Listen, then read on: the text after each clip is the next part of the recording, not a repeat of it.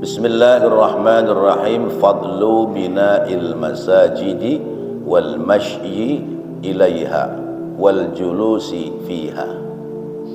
Keutamaan membangun masjid, berjalan menuju ke masjid dan duduk di dalam masjid. Wa min syarafil ummatil muhammadiyyati, dan sebagian dari kemuliaan umat Nabi Muhammad sallallahu alaihi wasallam, ikhtisasuha bil masajidi. Ikhtisasuha, mengkhususkannya umat Nabi Muhammad bil masajidi, dengan masjid. Wa qad jaa, dan sungguh telah datang fi fadli binaiha, pada keutamaan membangun masjid, wa fadli sa'yi ilaiha, dan keutamaan berjalan menuju ke masjid. Anin nabiyyi, dari nabi kita Muhammad sallallahu alaihi wasallam, ahaditsu katsiratun, hadis-hadis yang banyak.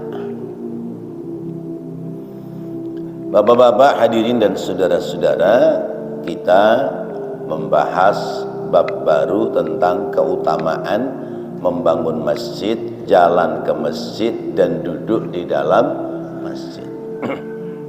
Judul ini ditempatkan sesudah membahas tentang azan, muadzin, dan orang yang menjawab azan.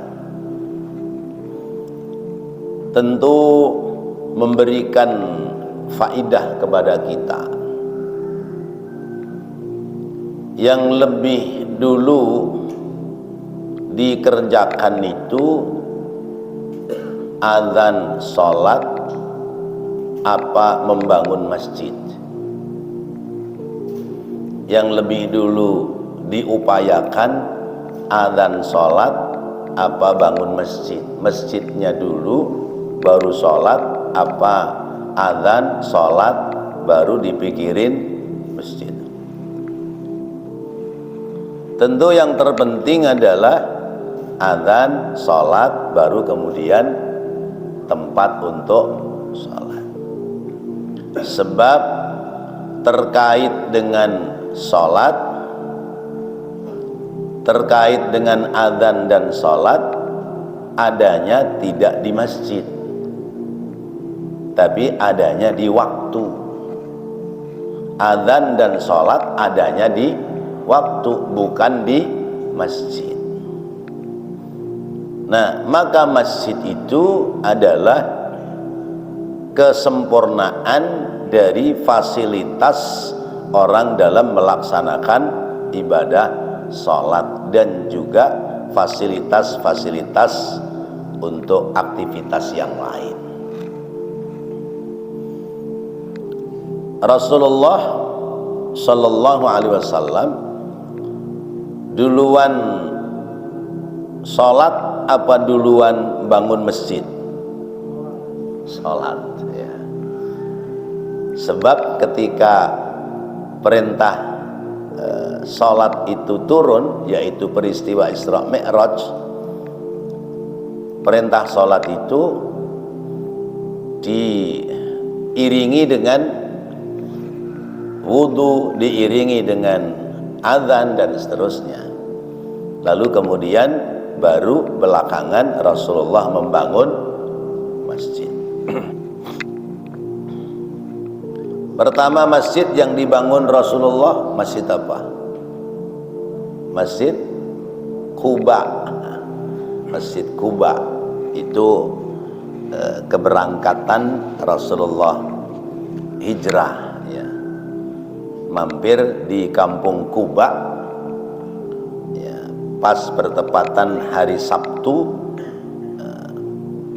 Senin, ya, Selasa, Rabu, Kamis, Jumat, Sabtu itu Rasulullah membangun masjid Quba, ya tentu seala kadarnya.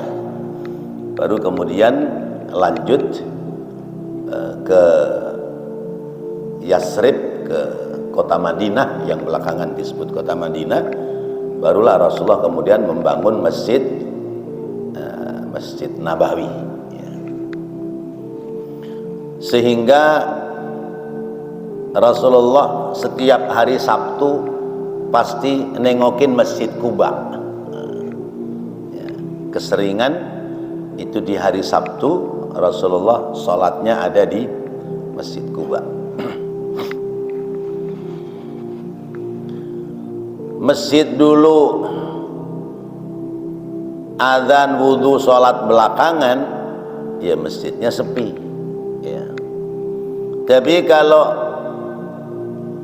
azan wudhu sholat sudah dipelajari, sudah dipraktekkan, lalu kemudian bangun masjid, biasanya lebih disemangati dalam rangka membangun masjid.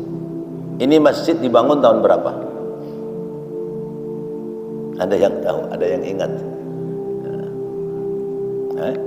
Sudah cukup lama. Yang tetua-tetua sini, masjid ini dibangun tahun berapa, Pak? Ya. Tahun 70-an udah ada. Di luar udah. Sebelum masjid ini dibangun, orang udah pada sholat apa belum? Sudah ya. Karena semangat dari ibadah itulah kemudian terfikirkan membangun masjid. Faminha, maka di antara keutamaan membangun masjid adalah ma yadullu ala fadli bina'il masjidi. Faminha, maka di antara keutamaan umat Nabi Muhammad sallallahu alaihi wasallam adalah ma apa-apa yadullu yang menunjukkan, memberikan petunjuk ala fadli bina'il masjidi, atas keutamaan membangun masjid. Wa annahu, dan bahwasanya matmunun lahu, matmunun diberikan jaminan, lahu baginya, bagi orang yang binaul masjid, membangun masjid, baitun, rumah, misluhu, yang sepadan dengannya, fil jannati, di dalam surga.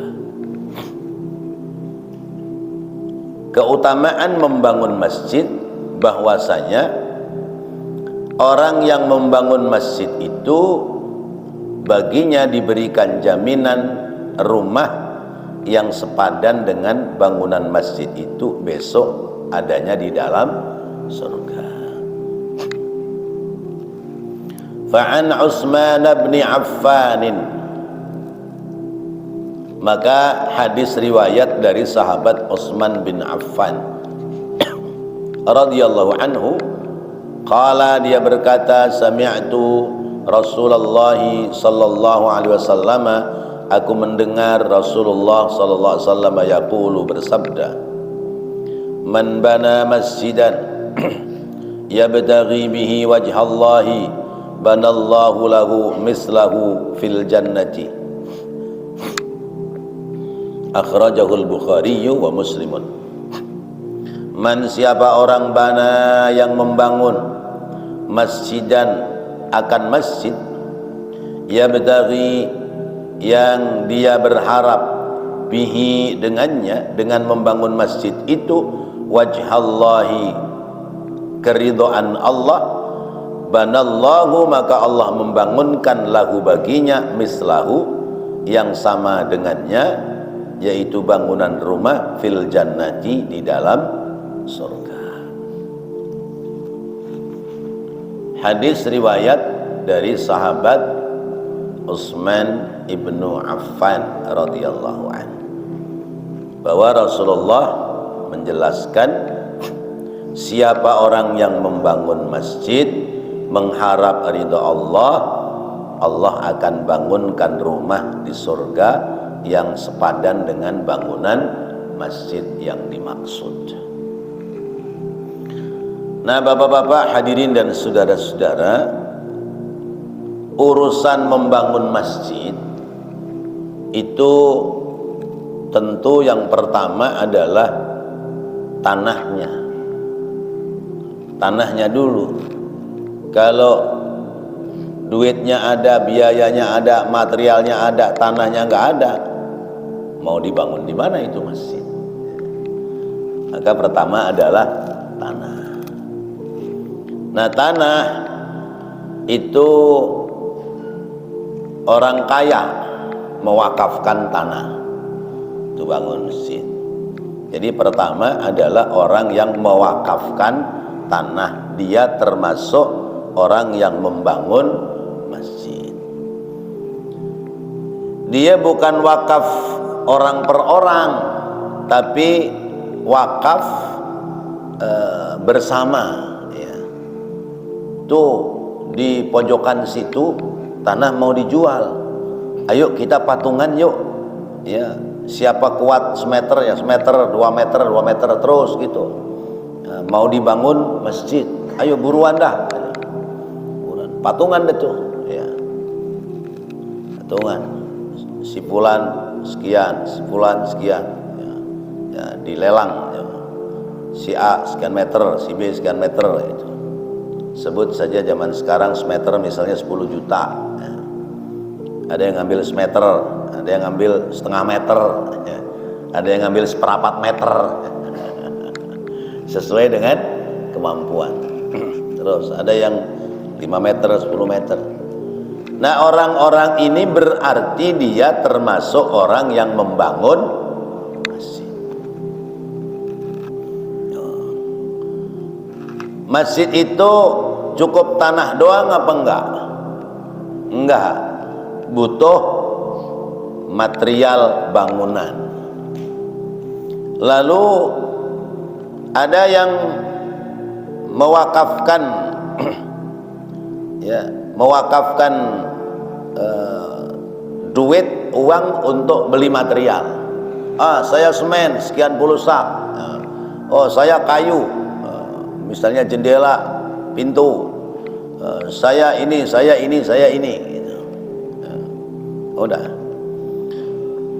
Ini orang tidak ikut wakaf tanah, tapi menyemangati supaya bangunan masjid itu jadi. Maka orang ini termasuk orang yang membangun masjid.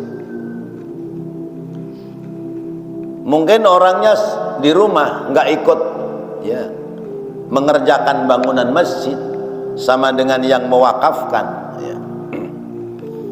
Nah, itu dia termasuk orang yang binaul masjid. Tanahnya sudah ada, bangunannya sudah ada, fasilitas yang ada, ya. Fasilitasnya belum ada. Oh, apa ini yang kurang? Mimbar belum, mimbar. Apalagi speaker. Nah, kalau zaman dulu soundbox, ya. Soundnya pakai box, ya. Cuman orang kampung nggak ngerti ngomong soundbox, ngomongnya sambok. Soundbox, speaker, ayo siapa? Oh, karpet belum, karpet, ayo siapa? Nah, orang-orang ini sekalipun tidak wakaf tanah, tidak wakaf bangunan, berarti dia wakaf fasilitas masjid. Orang ini termasuk disebut orang binaul masjid. Terus waktu bangun bagaimana ini? Tanah ada, material ada, tukangnya. Ada tukang yang menawarkan diri, honor kerja itu sehari misalnya 300.000, dia menawarkan diri, saya buat masjid biarin deh dibayar separuh, 150.000. Tenaga dia sebagiannya diwakafkan untuk membangun masjid. Maka orang ini termasuk orang yang bangun masjid. Ada yang kelas orang tidak mampu, belinya material kecil, beli paku sekilo misalnya, atau fasilitas-fasilitas lain yang nilainya kecil. Berapapun orang itu andil dalam binaul masjid, maka berarti dia bagian dari orang yang membangun masjid. Masya Allah ya. Masjidnya sudah ada. Kita dulu ikut wakaf tanah enggak? Enggak. Bangunannya sudah ada. Dulu ikut infak bangunan enggak? Enggak ya. Terus bantuin ngecornya enggak? Enggak ya. Terus menyiapkan fasilitas masjid apa enggak? Enggak. Lalu bagaimana supaya kita ini masuk pada kategori orang yang membangun masjid? Sekarang tugas kita adalah jadi takmir masjid. Tugas kita selanjutnya adalah jadi takmir masjid. Karena masjidnya ada, bangunannya bagus, fasilitasnya komplit. Tapi kalau nggak ada yang ngurusin, gimana tuh masjid? Ambruk ya. Seperti di beberapa tempat ya, fasilitasnya ada bagus, tapi orang nggak mau datang ke masjid, entah apa masalahnya ya. Lama-lama masjid dibiarkan ya, tumbuh tanaman ujung-ujungnya rusak, tidak manfaat.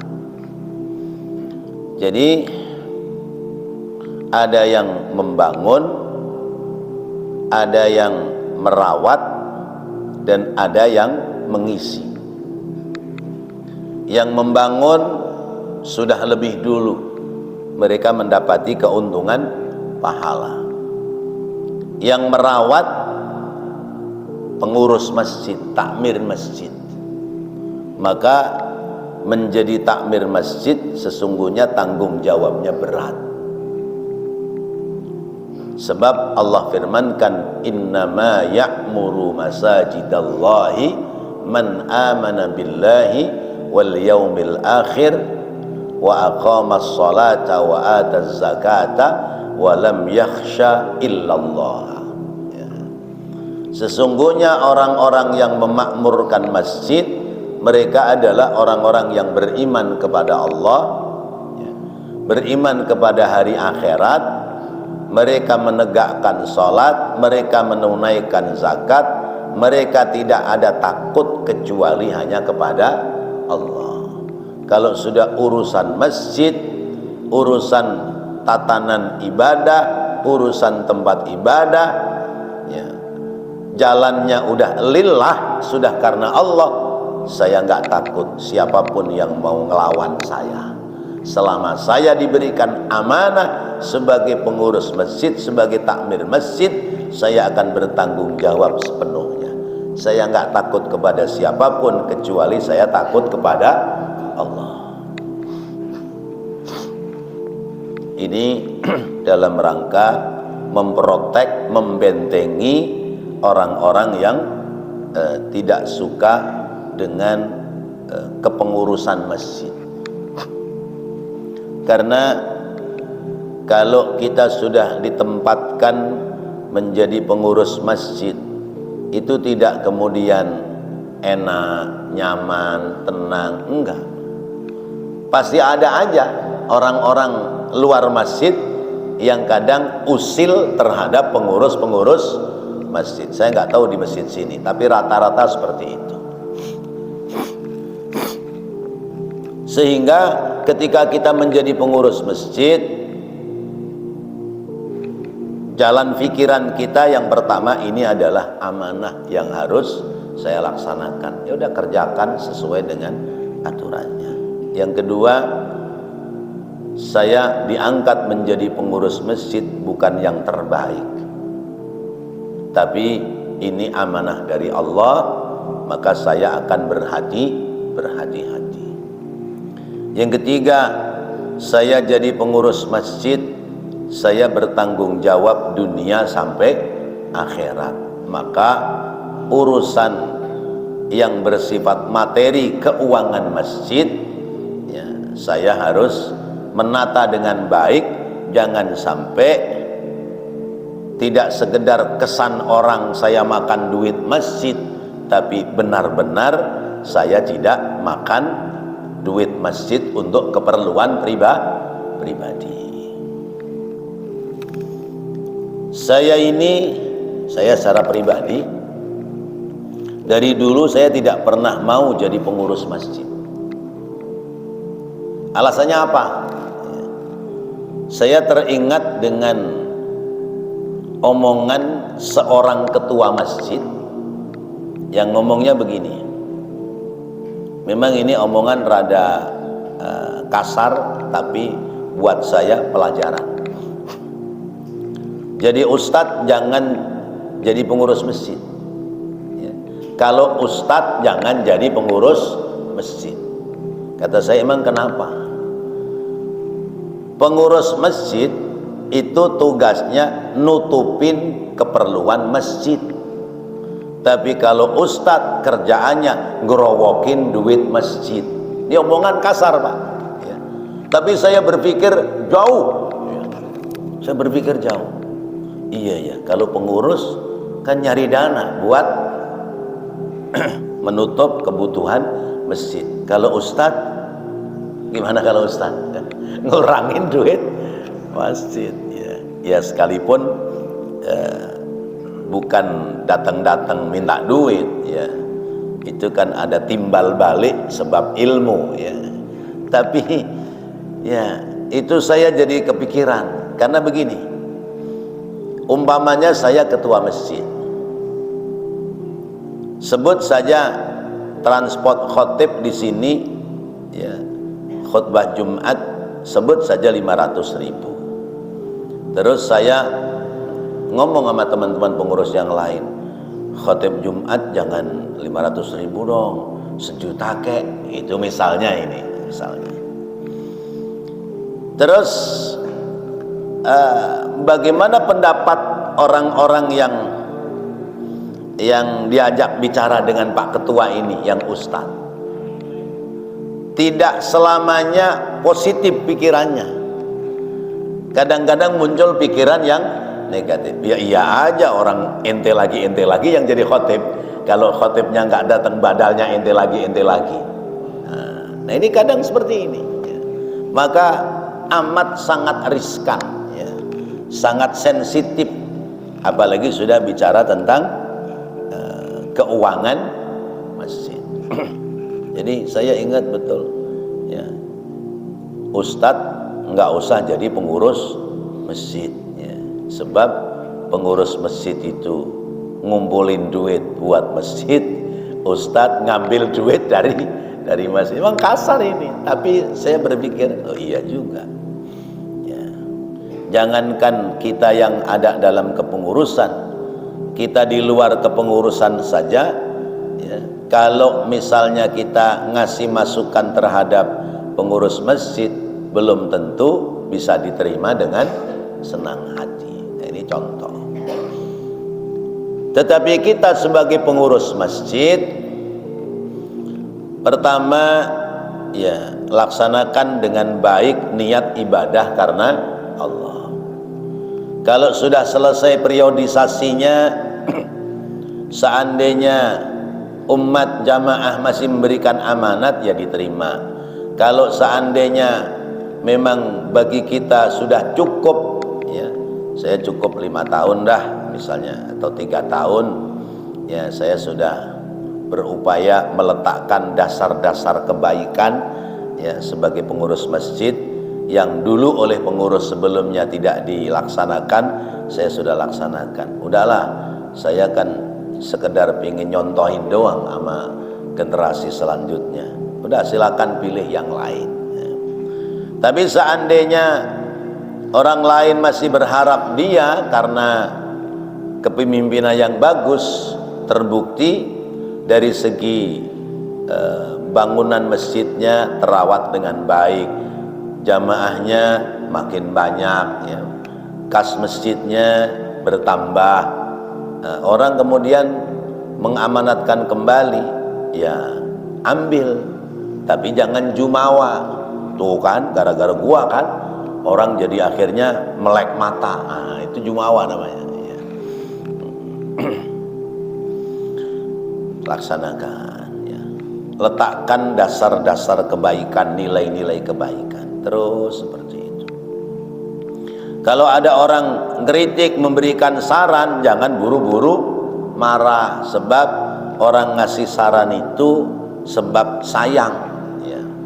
Kalau memang sarannya itu disampaikan secara baik, kemudian yang disampaikan itu betul-betul ada kekurangannya dalam diri kita, ya kita terima. Cuman kadang-kadang dia ngeritik, ya ngasih saran bukan maksud supaya lebih baik, tapi memang sengaja nyari-nyari kesalahan pengurus. Ada yang begitu? Ada nggak? Ya pasti ada lah, ya. Mungkin di sini, mungkin di tempat lain itu biasanya ada. Ada orang-orang yang punya sifat iri hati, ya, muncul kedengkian melihat suksesnya orang dalam menata masjid, akhirnya menfitnah sana, menfitnah sini, ya. Kemudian kalau rapat selalu pokal, mau bener mau salah punya pokal aja misalnya gitu, ya. Nah yang seperti ini juga tidak mesti ditanggapi dengan emosi, ya. Toh yang menilai kita orang lain, ya.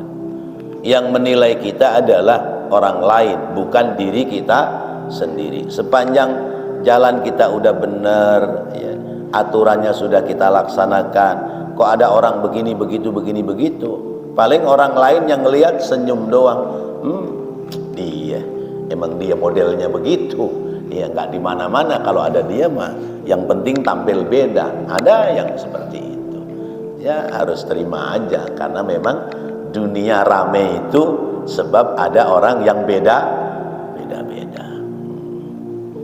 Nah bapak-bapak hadirin dan saudara-saudara, sehingga urusan masjid tidak sekedar dibangun, tidak sekedar tanah wakafnya, tidak sekedar bangunannya, tapi juga harus makmur itu masjid. Maka bahasa Al-Quran, innama ya'muru masajidallah, orang-orang yang memakmurkan masjid. Sesudah pengurus sebagai penanggung jawab, maka kita sebagai jamaah, kita juga punya tugas untuk memakmurkan masjid. Karena itu kemudian Rasulullah mengingatkan, ya, la salata li jaril masjid illa fil masjid, ya. La salata li jaril masjid illa fil masjid, ya. Tidak sempurna salat tetangga masjid kecuali dikerjakannya di masjid. Itu menurut Imam Syafi'i. Kalau menurut Imam Hanafi, la sihhata li jaril masjid illa fil masjid. Tidak sah salat tetangga masjid kecuali dia salatnya di masjid. Ini kan memacu, mendorong supaya orang bersama-sama, ya, memakmurkan masjid. Baik, masih ada waktu, barangkali mau sharing, silahkan. Ya.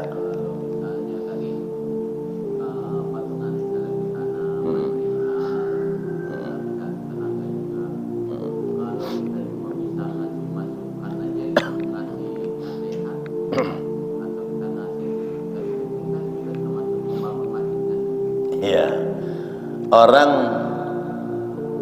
wakaf tanah nggak bisa, kemudian apa itu ngumpulin dana nggak sanggup, kemudian ngurus, ya nggak ngerti, ya nggak proporsional, ya.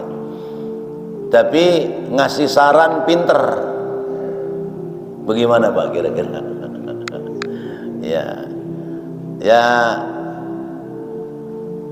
ada Al-Quran mengatakan wa minan nasi may yu'jibuka qawluhu fil hayatid dunya wa yushhidullaha ala ma fi qalbihi wa huwa aladdul khisam. Ya. Sebagian dari orang dalam hidup itu, di dalam Al-Baqarah, ya, ada orang yang kalau ngomong urusan agama itu kita takjub, ya. Kita terheran-heran, ya, pinter banget dia bicara agama, ya.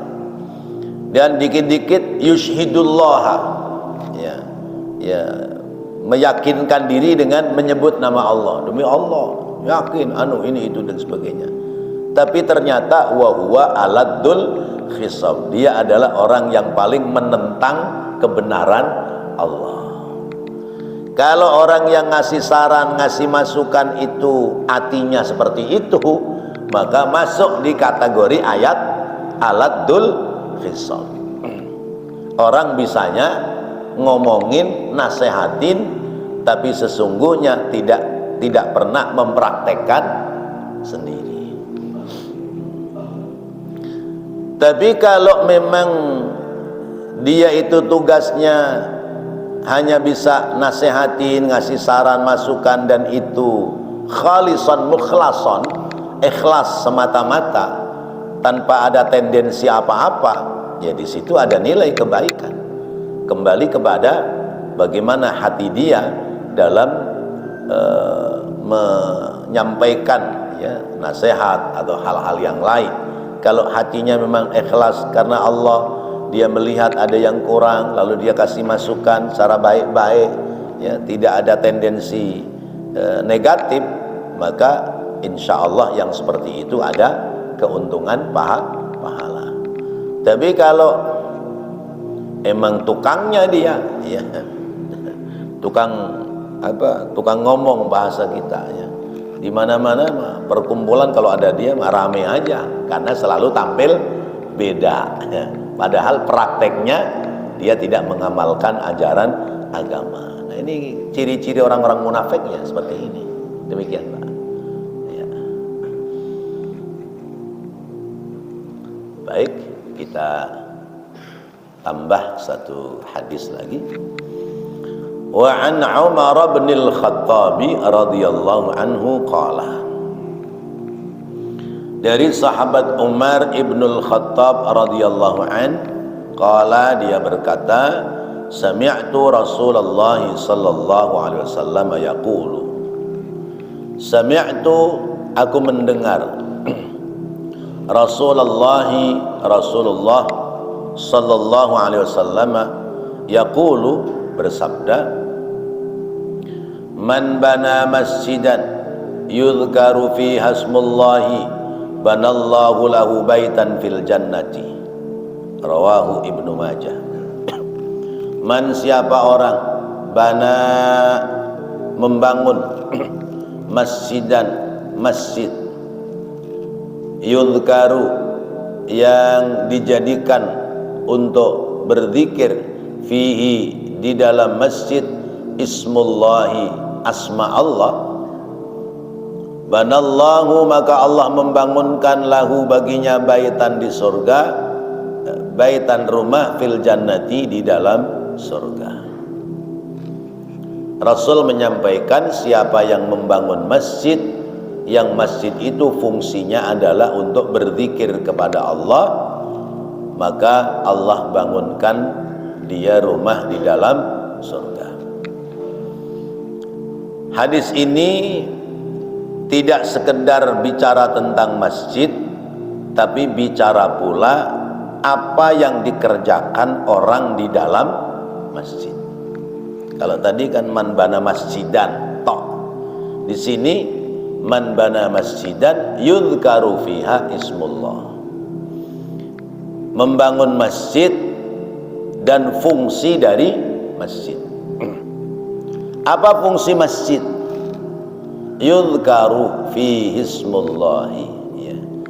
Masjid itu fungsinya adalah untuk berzikir kepada Allah, untuk mengingat Allah. Maka sisi bangunan masjidnya juga dibuat model yang berbeda dengan bangunan-bangunan yang lain, supaya ketika orang masuk ke masjid atau melihat masjid itu ingat kepada Allah.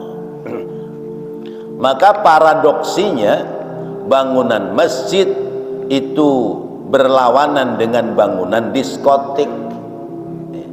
Paradoksinya kan begitu, lawanannya ya.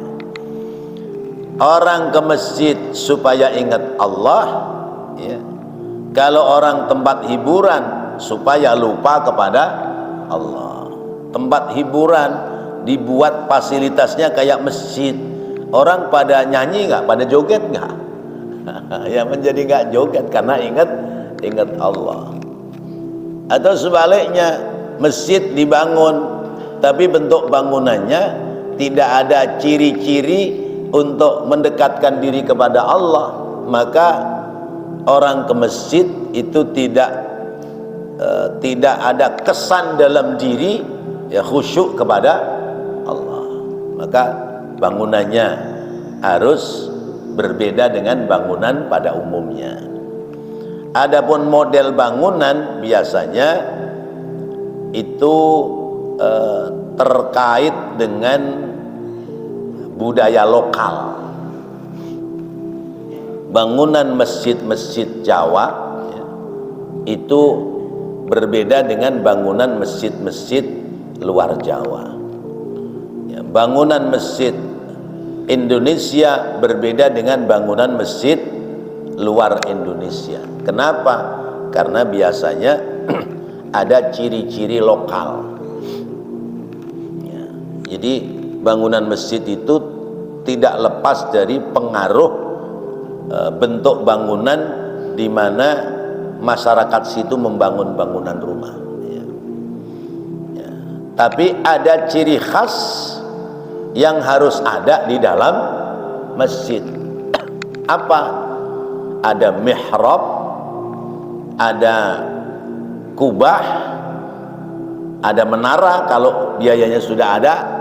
Terus yang terpenting pula ada mimbar.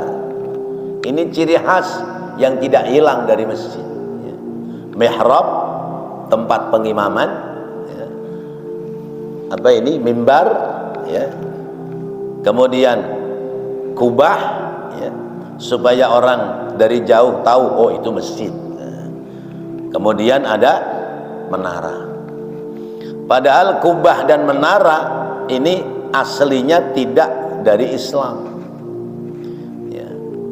Kubah ya, kubbatun sokhro ya, kubah merah ini kan masjidnya Nabi Sulaiman. Kalau kata kita Masjid Nabi Sulaiman, kata mereka Temple of Solomon ya, gerejanya Nabi Sulaiman ya. Diambil, diadopsi masuk dalam bagian masjid, bagian bangunan tempat ibadah orang Islam. Menara dari mana asalnya? Menara itu asalnya adalah altar sesembahan orang Majusi ya, altar tinggi terus atasnya ada api ya. Nah api sesembahan ini api Majusi. Maka ketika ada penaklukan Islam ke Persia, Persia itu agamanya Majusi, bahasa yang disampaikan adalah jangan dibongkar bangunannya, cukup dimatikan apinya. Sebab yang menjadi sumber kemusyrikan adalah apinya, bukan bangunannya. Lah terus namanya apa? Karena bangunan itu tadinya tempat pengapian, maka namanya manaroh ya, namanya manaroh. Orang Jawa ngomong manaroh nggak bisa, bisanya menoro. Kalau munaroh mah perempuan. Ya. Ngomong manaroh nggak bisa, jadi menoro. Jadi bahasa kita menara, itu asalnya manaroh, ya. Altar yang di atasnya ada api sembahan. Ini ciri khas yang tidak hilang. Kalau zaman dulu namanya masjid, ciri khasnya ada bedug, ya. Sebelum ada speaker, ya, ada bedug, ya, menandakan masuk waktu. Kalau musola namanya langgar karena longgar, ya. Terus pakai bedug apa kentongan? Kentongan itu tong tong tong tong, ya, masih longgar, masih kotong, ayo pada datang ke musola tuh, ya. Jadi itu kan pinter-pinternya kiai-kiai Jawa, wali-wali zaman dulu, ya. Bagaimana caranya supaya orang itu kemudian mengenal Islam dengan mendekatkan, ya, cara-cara Islam lewat ala budaya-budaya lokal. Kenapa gua nggak pakai gendang, ya, pakainya kentongan? Nah, itu kan tentu ada makna yang tersembunyi di sana. Jadi masjid berfungsi untuk mengingat Allah.